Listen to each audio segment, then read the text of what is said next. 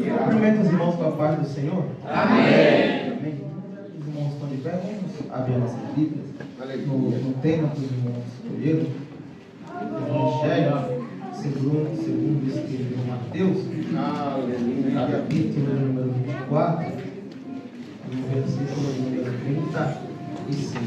Os irmãos, sou bastante grato a Deus nessa noite por essa oportunidade de estar aqui pregando a palavra do Senhor nesse culto, nessa festividade, né? 11º aniversário dos irmãos de varões. Continuo abençoando os irmãos. Agradeço ao pastor Francisco, irmão Cláudio, que nos convidaram para estar aqui nesta noite. Seria uma grande honra voltar a esta casa, né? Que você pediu. Então, sempre um prazer nós estarmos aqui cultuando como os irmãos. Todo mundo já encontrou? Amém? Eu vou ler, meus irmãos, do versículo 36, que é o tema, até o versículo de número 38, tá? No 39. Mas, a respeito daquele dia e hora, ninguém sabe, nem os anjos do céu, nem o Filho, senão o Pai. Pois assim como foi nos dias de Noé, também será na vinda do Filho do Homem. Porquanto, assim como nos dias anteriores ao dilúvio, comiam e bebiam, casavam e davam-se em casamento, até o dia em que Noé entrou na arca, e não o perceberam, senão quando veio o dilúvio e os levou a todos. Assim também será a vinda do Filho do Homem. Amém? Vamos poder estar glorificando o nome do Senhor. Aleluia. Hoje, meus irmãos, está um culto para mim maravilhoso, aonde a gente consegue sentir de uma forma maravilhosa a presença do Senhor no nosso meio, a graça de Deus, aleluia, em todo o ambiente. Desde quando eu cheguei aqui, que eu pisei meus pés, desde o começo da oração, passando pelos hinos da harpa, até agora que os varões louvaram, eu senti a presença do Senhor, poderosamente no meu lugar. O tema que os irmãos escolheram é um tema que hoje em dia a gente não vê muito e não é muito pregado. A volta do Senhor Jesus Cristo, o arrebatamento da igreja. Esse tema hoje não é muito assim falado. E glória a Deus pela vida dos irmãos que escolheram na sua festividade o tema sobre a volta do Senhor. Irmãos, o capítulo que nós acabamos de observar aqui, do capítulo 24, ele fala sobre o que a gente pode dizer um sermão profético. Mateus, ele, no decorrer do seu livro que ele escreve, Mateus, ele vai escrever 5 sermões. O primeiro sermão, ele está no capítulo de número 5 até o capítulo de número 7, e vai falar sobre o sermão da montanha. O segundo sermão vai estar no capítulo de número 9, versículo 35, até o capítulo de número 11. E vai falar ali sobre os discípulos e a obra e a conduta que os discípulos deveriam ali ter. O terceiro sermão está no capítulo de número 13 e vai falar sobre os mistérios do reino de Deus. O quarto sermão de Mateus está no capítulo de número 18 e 19, e ali vai falar sobre a conduta ali dos discípulos, ali os problemas ali cotidianos.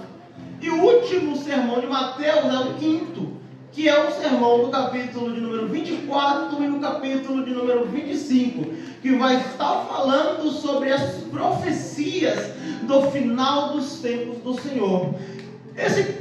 Esse evangelho, ele narra todas essas histórias para nos ensinar determinadas coisas. E o último sermão, que é o sermão profético, aquele onde conta os últimos dias da igreja na terra, como serão assim os últimos dias, ele nos conta.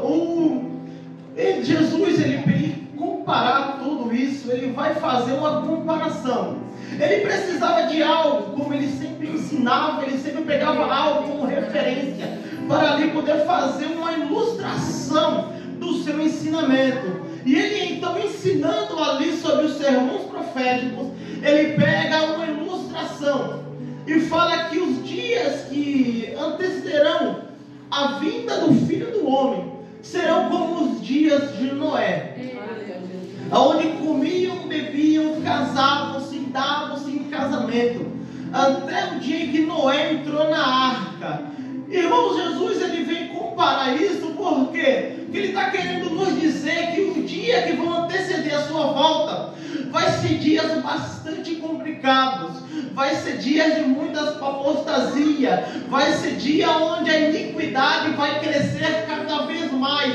Eu não sei os irmãos, mas me parece, eu creio, que nós estamos vivendo esse tempo. Eu creio que Jesus vai voltar, meus irmãos, e vai nos arrebatar da terra. Eu não sei se todo mundo que está aqui crê como eu, mas eu creio que vai chegar um dia onde, quando eu piscar os meus olhos e eu abrir, eu vou estar lá no céu.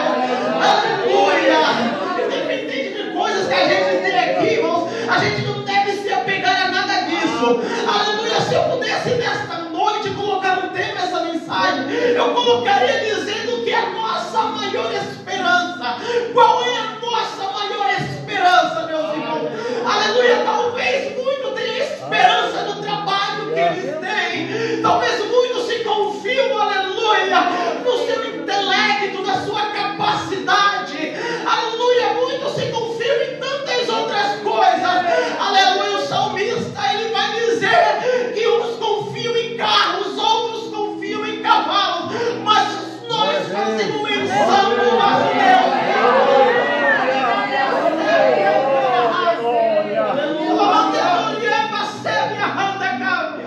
E eu faço as mesmas palavras dos salmistas. Por mais que os dias possam ser difíceis, por mais que as dificuldades sejam grandes, eu não confio em carro, não confio em intelecto, não confio em dinheiro, não confio. A única coisa que eu coloco, a minha maior esperança, é no nome do Senhor. Aleluia! Aleluia! Que ambiente maravilhoso, irmão. Eu sinto a graça de Deus neste lugar. Aleluia! Eu tenho a certeza que até acabar este culto, Deus vai fazer coisas grandes no nosso meio. Aleluia! Meus irmãos, eu sou um pouco meio ousado e não acredito que nesta noite Deus pode batizar com o Espírito Santo. Porque se você ainda não é batizado com o Espírito Santo e dentro de você tem esse desejo, aleluia, eu sou ousado bastante para te dizer: começa a adorar a Deus, porque até acabar de culto você pode sair por essas portas, aleluia, pulando na graça de Deus. Aleluia, louvado é o nome do Senhor. Aleluia. Jesus, ele então, ele ensina aquele povo como será, aleluia, os dias antes da sua volta. E a gente agora vamos fazer uma viagem até os dias de Noé. Os dias de bastante, irmãos, corrupção. Os dias onde as pessoas faziam aquilo que elas queriam. Tempos onde ninguém se importava em adorar a Deus. Por isso que Jesus vai dizer que eles comiam, bebiam e casavam-se. E davam-se em casamento. Jesus não está dizendo que essas coisas estão sendo erradas de ser praticadas. Mas parece que naquele tempo de Noé, as pessoas elas não se importavam com mais nada, a não ser com o que elas tinham para comer, a não ser com a bebida, a não ser em casal, dar-se em casamento. Essas coisas que ele falou, a gente pode simbolizar que ele está querendo nos dizer que aquele povo estava se importando exclusivamente com os bens materiais das suas vidas. E hoje, irmãos, o tempo que nós vivemos parece que é as mesmas coisas. Hoje nós nos importamos mais com o comer, com o beber, com o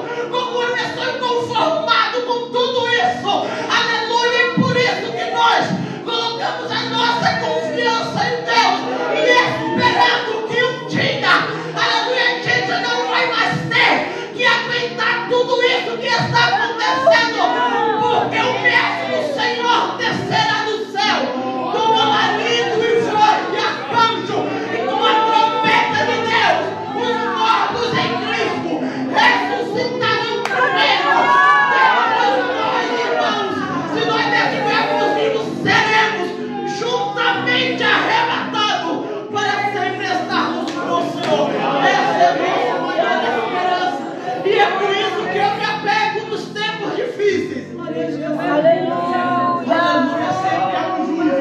E eu creio que justos estão aqui nessa noite. Aleluia, Deus escolheu aquele homem Noé por causa da sua justiça. Porque não se contaminava e não fazia as mesmas coisas que os povos do seu tempo estavam fazendo. E aí então que aparece Deus e fala: Noé, constrói uma arca, que eu vou mandar um dilúvio. Agora Noé tem que crer nessa voz, em algo que não tinha acontecido ainda. Irmãos, crer em coisas que acontecem é fácil. Agora você crê em algo que não tinha acontecido ainda e é difícil. Imagina você vivendo nos tempos de Noé. E você é o próprio Noé justo, irrepreensível, e está completamente indignado com as coisas que os seus contemporâneos estão fazendo. Aleluia, você está na sua casa, e uma voz então brada no seu quarto, e fala: constrói uma arca, porque eu vou mandar um dilúvio, e vou acabar com a humanidade. E essa voz então fala, e agora você tem que tomar uma decisão. Acreditar em uma voz que apareceu no seu quarto, falando que vai mandar algo que nunca tinha acontecido ainda. Aleluia, desacreditar nisso. Às vezes, irmãos, nós não temos muitas coisas para acreditar, porque nós queremos elementos para acreditar no sobrenatural de Deus. Nós queremos que algo aconteça, que a gente veja, mas às vezes é só a palavra de Deus que você vai ter que acreditar. Às vezes é só aquilo que Deus mandar que você vai ter que fazer. E você pode às vezes olhar para um lado e olhar para o outro e falar: ah, Deus, mas não faz sentido. Até hoje não houve um dilúvio, porque nos tempos de Noé muitos acreditam que nem chover tinha chovido ainda. E se por acaso choveu, a chuva era mínima, era como se estivesse garoando. Então aparece alguém e fala que vai acabar com a humanidade através de um dilúvio. Aleluia, coisa difícil de se acreditar. Aleluia, mas Noé ele acredita naquilo que ele ouve. Aleluia! E o John Stott fala que o sol estava ensolarado, o céu completamente azul, e Noé no quintal da sua casa, construindo um grande barco.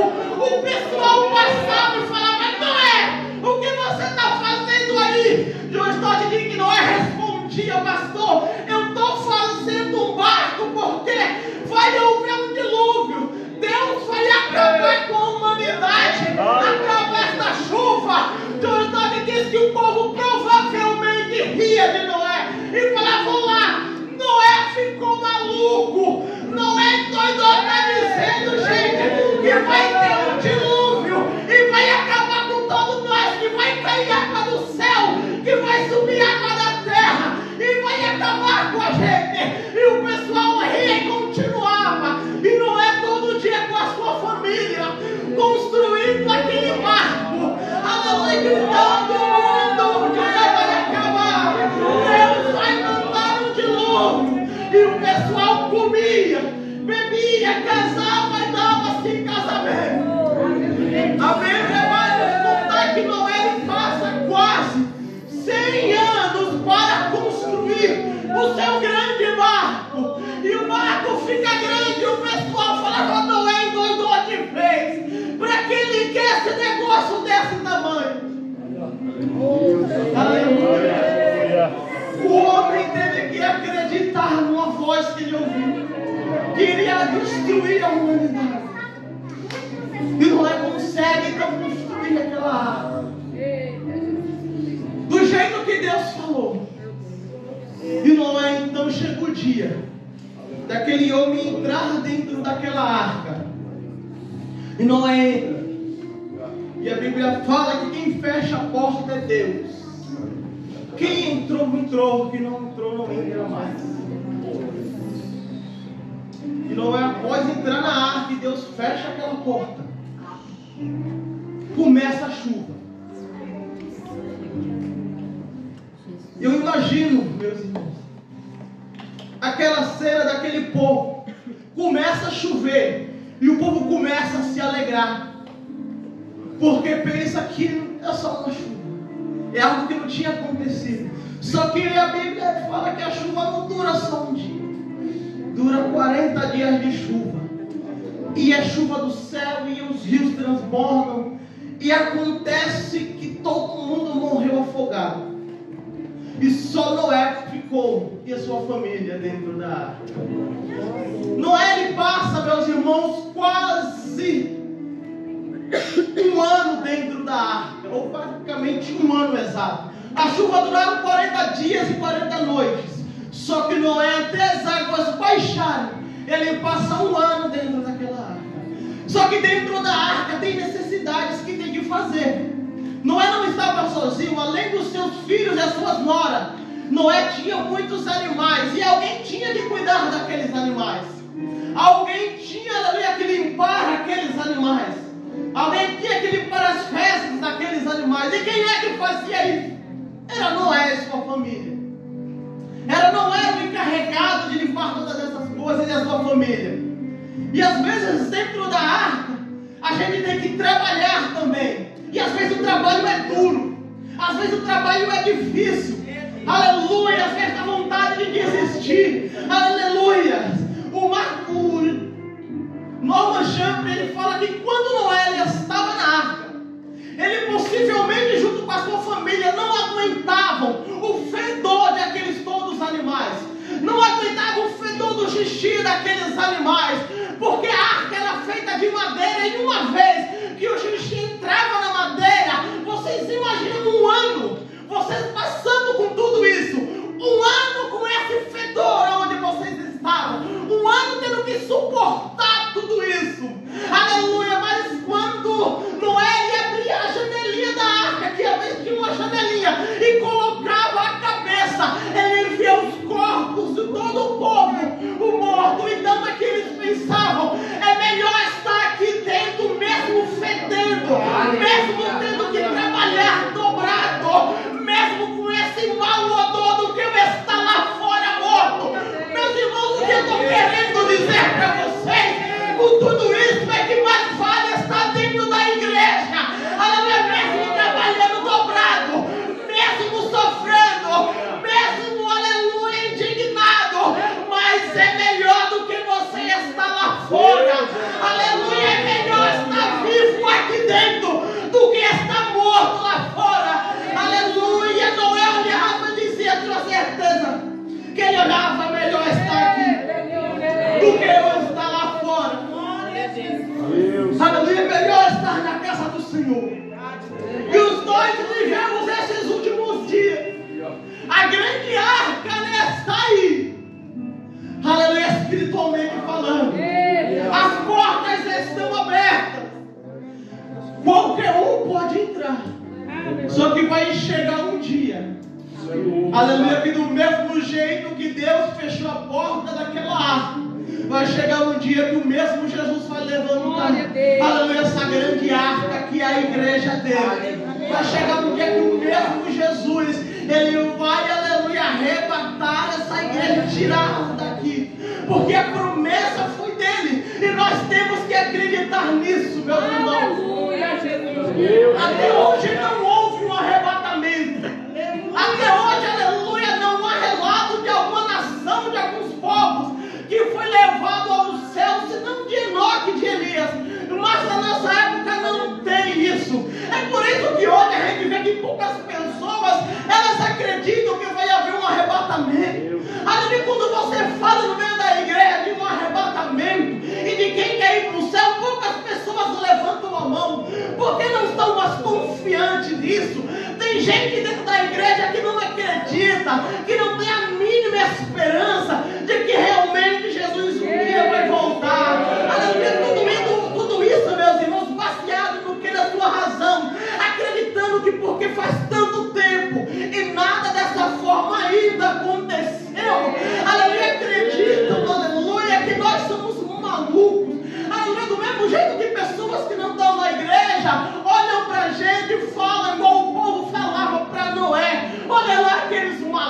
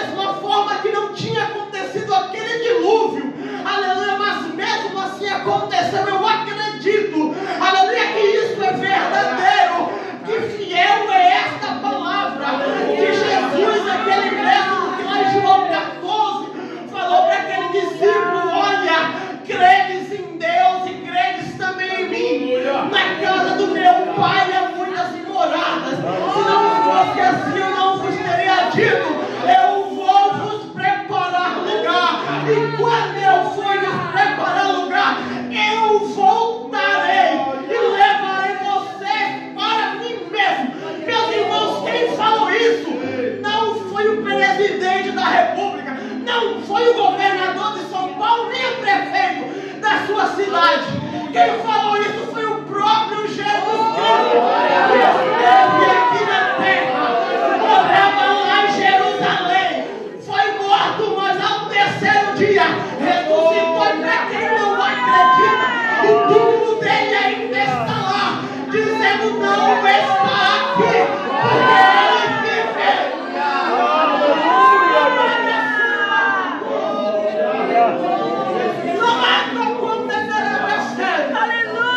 Aleluia! Quem falou isso pra gente, meus irmãos? Pra gente acreditar, foi aquele que conseguiu dividir a história no meio. Foi aquele que abençoa hoje em dia, mesmo os maiores ateus, mesmo os maiores historiadores, que não creem em Jesus, eles têm de falar que aconteceu antes de Cristo e depois de Cristo. Aleluia! Então esse Cristo que veio aqui, foi Ele que nos prometeu uma promessa, e aquele que nos promete, Ele é fiel para cumprir. Ele sabia que isso ia ser difícil de acreditar. É por isso que Ele fala: passarão os céus e a terra, mas as minhas palavras não passarão. Jesus, Ele fala que a palavra dele é maior que os céus e maior que a terra. Que ainda que os céus e a terra acabem, Ele completa que a palavra dele não acabará. Meus irmãos, a gente olha para esse céu enorme, para essa terra completamente gigante. Aleluia, olha para tudo isso e você pode olhar e ainda pensar: a palavra de Jesus é maior. Aleluia. A palavra de Jesus ainda é maior que tudo isso. Então, meus irmãos, essa é a palavra que nós temos que acreditar. Essa é a palavra que nós temos, aleluia, que guardar nos nossos corações e acreditar que por mais que o mundo esteja difícil, por mais que as coisas pareçam complicadas, a gente tem uma promessa de que um dia não vai mais haver tudo isso, de que um dia a gente não vai mais passar por isso, porque o próprio Senhor vai voltar e vai nos levar para onde Ele estiver, a gente estiver com Ele para sempre. Uma história de uma moça, onde essa moça acabou num acidente perdendo perdeu os movimentos, ela virou tetraplégica. Que conta essa história que o Stott diz que ela escreveu no livro dela que ela era uma atleta e ela foi dar um mergulho e ela sofreu um acidente e ficou tetraplégica. Dos ombros para baixo ela não tinha mais mobilidade nenhuma. E essa moça era cristã. Uma vez acontecendo esse acidente com ela perdendo os movimentos, a gente sabe que quando se passa por uma situação como essa, a gente começa a ter algumas crises na nossa mente. A primeira crise é desacreditar de Deus, porque Deus permitiu que acontecesse isso com ela. Logicamente, essa menina ela passa por um período de depressão na sua vida e quer morrer porque não vai mais se mexer, então prefere que morrer do que estar vivo. Mas com a ajuda dos seus pais, da sua família, ela consegue então se recuperar no seu psicológico, junto com a ajuda do seu pai, da sua família e com a ajuda da palavra de Deus. Essa moça ela se apegou em 1 Tessalonicenses capítulo 4, no versículo 16. Ela se apegou nisso. Quando os irmãos iam na casa dela fazer uns cultos, como ela não podia ir muito à igreja, os irmãos iam na casa dela para realizar os cultos e ela glorificava a Deus, ela exaltava o nome do Senhor. Outrora ela estava triste, mas agora, depois de se apegado com Deus novamente, na promessa de Deus, ela glorificava, ela exaltava o nome do Senhor. Aleluia. Perguntaram para ela qual era a maior esperança dela, e ela falava: olha, a minha maior esperança é que um dia eu vou poder correr, que um dia eu vou poder movimentar os meus braços, que um dia eu vou poder, aleluia, fazer essas coisas que eu não faço. E de onde você tirou isso? Ela falou 1 Tessalonicenses capítulo 4, versículo 16. Aleluia, que o mesmo Senhor descerá do céu com uma larida, com uma voz de arcanjo e com uma trombeta de Deus. Os mortos em Cristo ressuscitariam primeiro. Depois ela falou: depois eu, com Deus, se eu creio que eu vou estar viva, eu serei arrebatada juntamente com o Senhor nos ares. Terei o meu corpo transformado em um corpo incorruptível, e eu poderei, aleluia, correr lá no céu. E aqui na terra eu não corro, aqui na terra eu não ando, mas o meu Deus me deu esperança. Ele me falou que um dia Ele vai me tirar dessa.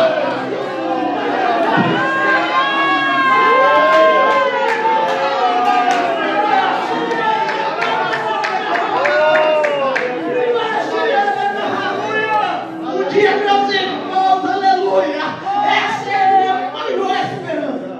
Que um dia a gente não vai mais estar aqui, mas que um dia nós vamos estar lá no alto, aleluia, justamente olhando o nosso Senhor Jesus cara a cara e dizendo: valeu a pena, valeu a pena esperar, valeu a pena essa luta.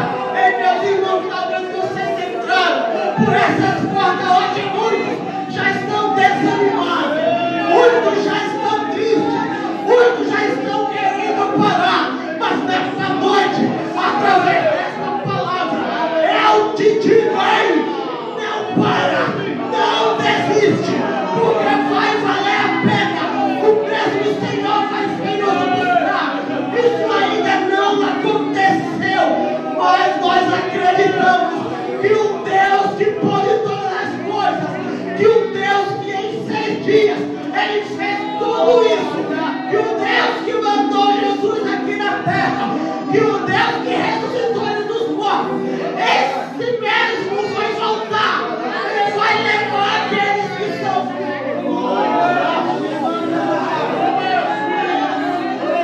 Aleluia! Vou levar a sirigueta na raça, ele mandou descer na raça. Glória ao Senhor nessa noite, porque Deus quer nos renovar nessa noite. Nesse último dia de festividade, o Senhor diz que ainda vai operar o nosso meio.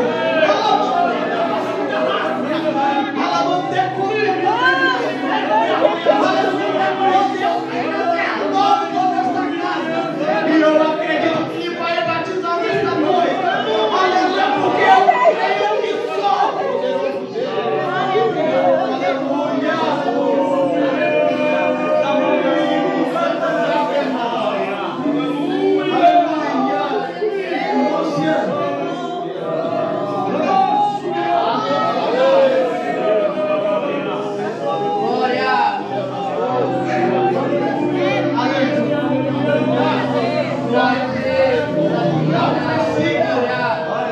aonde eu sempre acredito, fala que por causa da se multiplicar a iniquidade, o amor de muitos vai se esfriar. Isso é um versículo completamente verdade, como todos os outros. Uma vez se multiplica o tamanho grau da iniquidade, que muitos, o amor já esfriou faz tempo. Muitos já estão desanimados, muitos já estão tristes, querendo abandonar tudo por causa do peso das coisas. Aí eles sabem que estar na casa do Senhor há uma grande guerra, tanto espiritual como carnal, e uma guerra psicologicamente. Por que eu falo uma guerra psicologicamente? Porque às vezes muitos não estão cansados da sua forma física, da sua força, mas estão cansados psicologicamente, cansados da sua mente de tanto problema, de tanta pressão às vezes na sua vida, e não querem mais continuar. E com isso eu tiro o exemplo do Elias, que Elias pediu a Deus para morrer. Por quê? Porque ele estava psicologicamente cansado. Depois de fazer o fogo descer do céu, de matar aquele tanto de profetas de Baal, fugir de Jezabel, aquele homem chega a determinado momento da sua vida que ele estava psicologicamente cansado, desanimado e triste. Aleluia, muitos de nós estamos quase desse mesmo jeito, cansados às vezes psicologicamente das coisas, e dizendo: ah, Deus, eu não consigo morrer. Mas o mesmo Deus que veio naquele dia para Elias, enquanto Elias estava deitado e pedindo a morte, aquele mesmo Deus que olhou para ele e falou: olha, levanta e anda, porque grande ainda é a tua caminhada. Elias, ele até ouve da primeira vez, só que ele dorme novamente. Então Deus tem que novamente falar com ele, numa segunda vez, numa segunda chamada, e falar: olha, levanta e anda, porque grande é a tua caminhada ainda.